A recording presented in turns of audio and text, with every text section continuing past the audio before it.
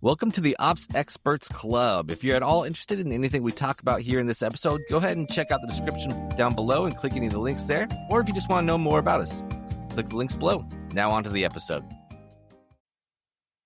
Experts Club, Ops Experts Club. It's kind of like the pink pony club, but it's like Ops Experts Club. You know what I'm saying, Terryn? I'm down with that.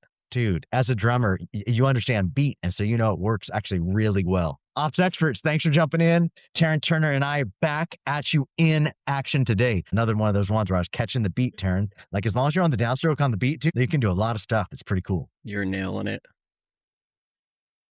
Hey, Terryn, I thought today we could talk to our ops experts about recruiting and about hiring, because it's something that we're in the middle of a lot for clients, right?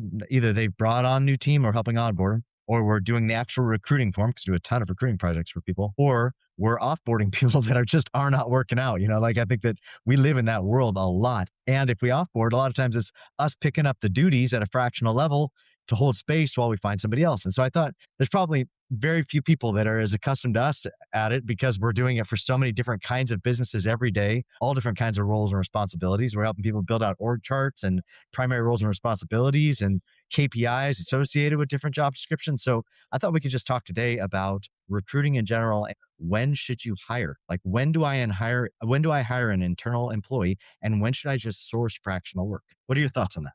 That's great. I mean, recruiting is huge conversations with the people we work with. Either you've got too many people or not enough people. Hardly seems like you have just the right amount. That is a very astute observation. It's very rare for us to come into teams that are like, dude, we're doing fine. We actually are good. We don't need anything else. Like, I think obviously we're coming in because there's typically a problem. A lot of times Collab team comes on the field because a visionary is either feeling super frustrated with team or super overwhelmed because they don't have enough team, somewhere in the middle, and we're coming in there trying to help clean up the mess. So we do have a great resource if you're trying to recruit and you just need like good interview questions, good job description template, some great things around KPIs and how we like factor that in.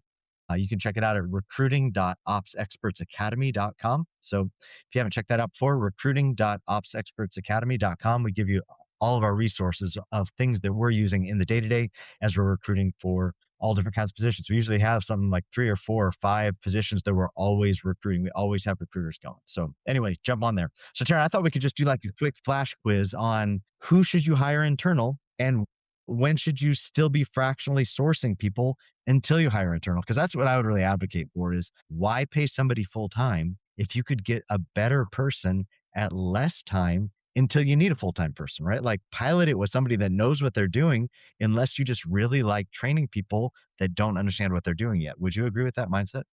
Oh yeah, absolutely. I mean, it's also the best way to like taste and see too, you know, if you even need the full-time position. Yeah, that's a great point. And I think too, helps you understand what are the KPIs. If I'm paying somebody a little bit higher rate, like let's say I'm paying, I would say typically if you're going to fractionally source somebody, you're probably going to pay them a little higher rate because they're probably having to work for somebody else besides just you.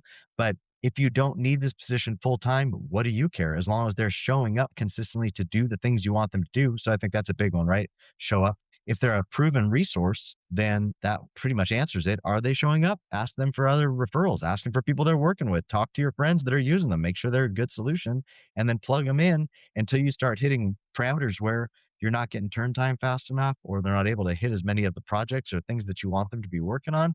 Then maybe consider hiring internal. But at that point, the hope would be this person's already created SOPs for you. This person has already done the lift because you're paying them a little bit extra to be a little bit better and show up stronger.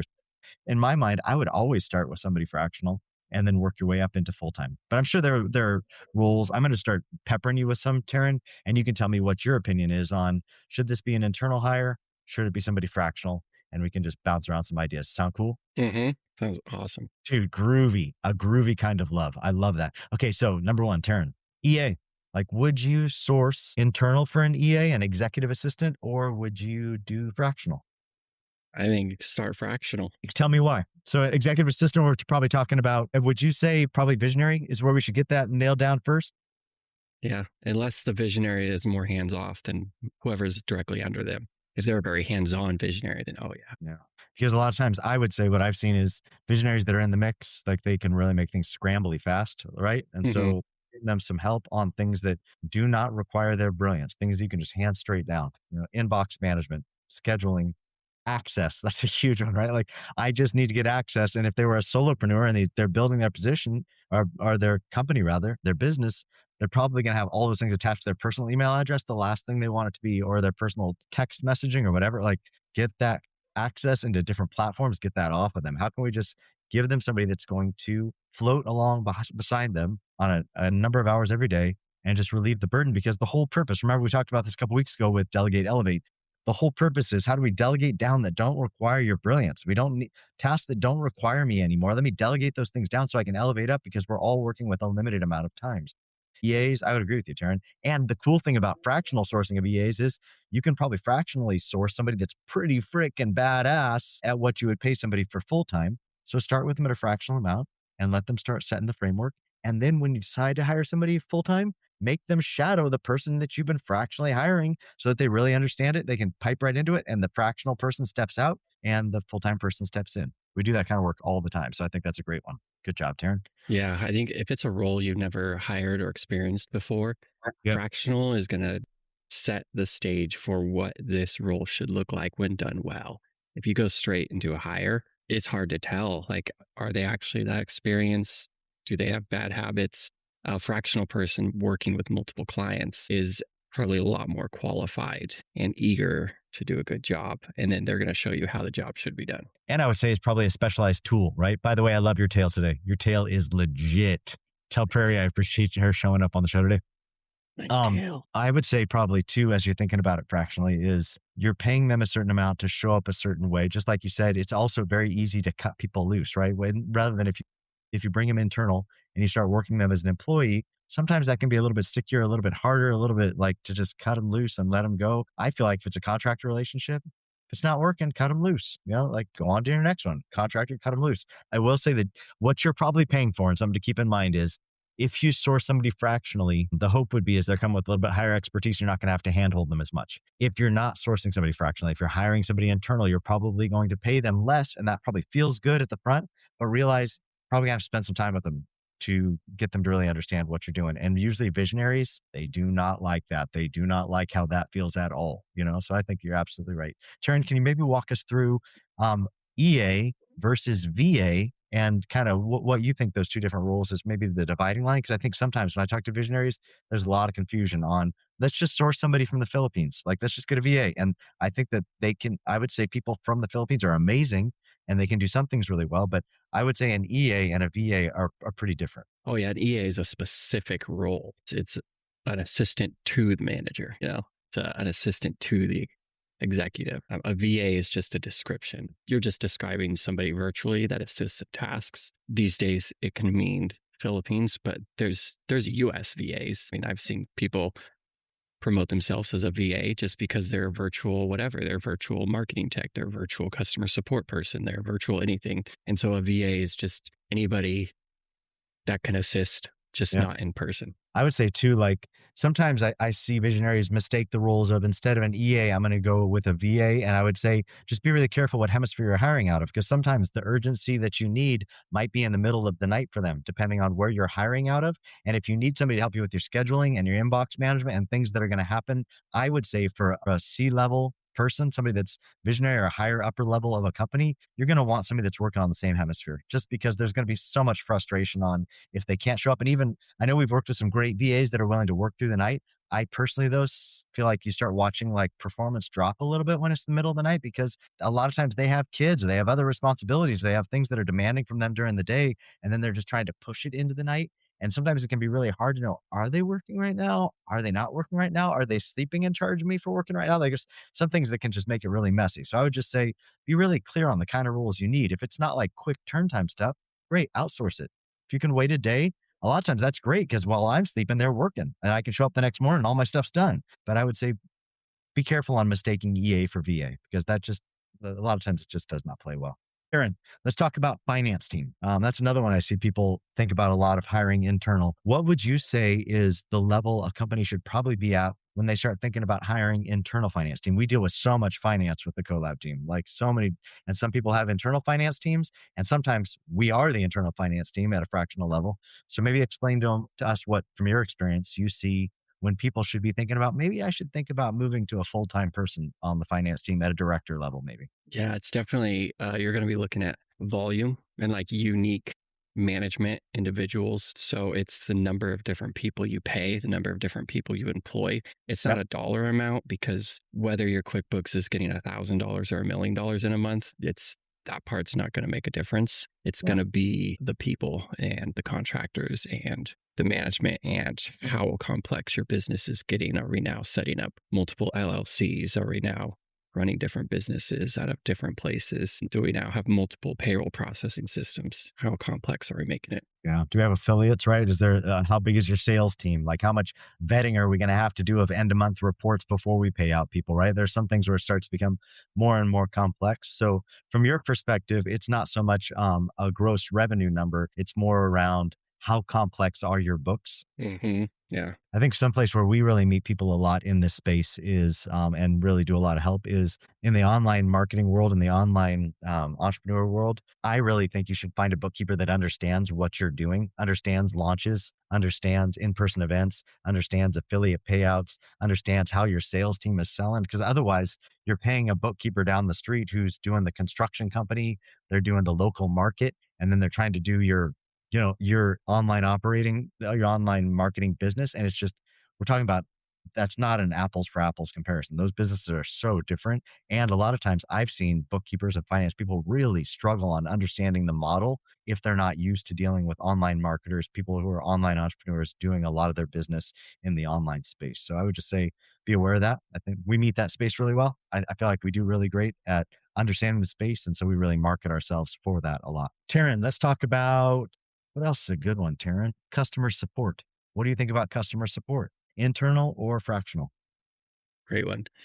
Customer support's one of the roles we take over when we're working with clients. It's a great fractional role, because usually, if anybody is doing it, they're doing it with 0% of the time they have available, which means they're putting it off to the last minute. You've got upset customers you don't even know about. So Yeah. easy to hire fractional. These online ticketing platforms make it so simple to just give somebody a user account, give them an FAQ bank, and start responding. I say, especially if your customers aren't expecting you to reply like real time. Like if we're just talking about, if you push out, even if you put an autoresponder within your communication chain with people as they reach out and say, hey, thanks for reaching out, we'll get back to you within the next 24 hours. Great. You've given them an expectation, which gives you opportunity to then pedal out to other people. And so you want to bring in internal. Sometimes I've found where it can start making sense to bring customer support internal is if you have a higher ticketing program. If you like want more of like a personal touch, you want to bring in maybe a concierge that can give that higher level, higher ticket touch from a customer service perspective. And then maybe you can roll up whoever you've been using fractionally underneath that person. You kind of make them a coach that maybe is servicing the higher ticket and then maybe also doing a little oversight on the lower ticket. I think could be a good internal hire. But until then, I would say that's probably not a full-time role unless you're experiencing crazy volume, right? Maybe if you're getting like, Terryn, what would you say inbox would be where we're like, hey, you might want to think about hiring internal, because fractionally, given it a certain number of hours, that's probably too many tickets hitting the inbox to think that somebody's gonna be able to turn that in a 24-hour period. Do you have a number in your mind? I mean, if you're getting upwards of 50 tickets a day, that's crazy. Yeah. Yeah. I think like guys like Pedro Adeo or somebody that's got thousands and thousands, Dr. Darius Daniels, thousands and thousands and thousands of like clients, members, people that are purchasing their products. There's probably going to be a fair amount of volume there on people Mhm. reaching confused, that are tangled. They're going to have a bad customer journey if you don't have somebody that's on it. So pedal it slow. But if you're not at that point where you're not hitting a big threshold of a lot of tickets that have really technical questions, there are great macros in those platforms where you can answer the same question. Like 5 different people just ask you a very similar question. Great. Same macro pushed out to all of them at the same time. Keep on moving until it rattles back and becomes a more complex questions. I like that. What about tech, Terryn? This is something that lives very close to your heart. People that are building out the back end of your website, people that are building out funnels for you, people that are managing just technology in general. Do you think that's an internal hire or a fractional hire? That's going to be a fractional hire, sir. Tell me why. You're going to get some great specialized results with a fractional hire. And Yeah. odds are you don't have a full-time needs quite yet. And if you Unless do, your budget's going to give you somebody a lot lower qualified. Yeah. I would say unless you're building all of the time, like unless you're rolling out new offers every single week, right? And you need somebody to be in there building, I would say that's probably not a full-time gig. How are you going to keep them busy unless you're going to make their role a hodgepodge of things? And from my experience, if you make a role a hodgepodge, it's very, very hard for that person to dictate when should they be working on what. And so it leads to frustration from you and frustration from them because we're not really clear on expectations. Like how much of the percentage of the time should they be working on tech versus customer support versus doing your finance? And if you find one amazing person, even an amazing person is going to have time allocation pain points, So determining when should I do this versus that is tough. I would say make your roles really clean. Start with really clear job descriptions, really clear expectations. Bring them in at a fractional level until you start maxing and capping, and then be like, hey, I think I need to now source that out and do some internal hiring, that will replace this person. And once again, you've piloted it with somebody that's an expert. I would also say work with experts that are willing to give you their SOPs, right? If they're some kind of black box that you're just working with some tech company that is going to kind of hold you on the outside. I know, Terryn, we came in and replaced a company like that a couple of years ago for a big outfit that came out of England that was working with a virtual team that was all black box. They didn't understand any of the systems, and they weren't going to give them any visibility into any of the systems, And so when we supplanted that group, it was because the customer was feeling like, I need to understand what's going on and you won't give me insights. So I would say whoever you're going to source to, make sure you understand what they're doing. Make sure they're going to hand off their SOPs, and ask them when you hire them, hey, man, I'm going to probably find somebody full time after I'm done with you. Will you help me with the onboarding of this person when I get them there? Great. You've set the expectation. Kind of sets you up for success. Terryn, any final words as we close up today's episode on recruiting? I knew you were going to ask that. No. How about this? EOS says to fire, slow to hire, right? So be careful as you're thinking about what you're sourcing. Be careful when, especially internal employees, you're going to have to pay taxes on, you're going to have to pay benefits to. Be slow. Fractionally hire some people out, get them in there doing the work, and then be slow to hire internal until it's not working. Then cut them loose quick, man. Don't let them pollute you. Don't let them slow you down. So, yeah. Experts, thanks for showing up today. We appreciate you joining us. Terryn Turner, you're a scholar and a gentleman as always. We'll talk to you next week on Ops Experts Club. See ya.